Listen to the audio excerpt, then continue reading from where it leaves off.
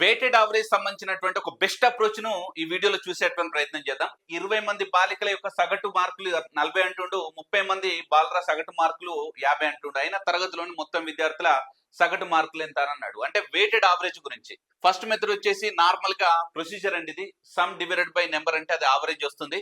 So ఈ విధంగా చేస్తే మనకు మొత్తం క్యాల్కులేషన్స్ చేస్తే మనకి ఈ విధంగా ఆన్సర్ వచ్చేస్తుంది, ఇలా 46. రైట్, ఇది మీ అందరికి తెలిసిందే కాబట్టి మీకు డిస్ప్లేలో చూపిస్తున్నాను. ది బెస్ట్ అప్రోచ్ నేను చూపిస్తాను తర్వాత. సో సెకండ్ మెథడ్ డైరెక్ట్ ఈ విధంగా కూడా చేయొచ్చు.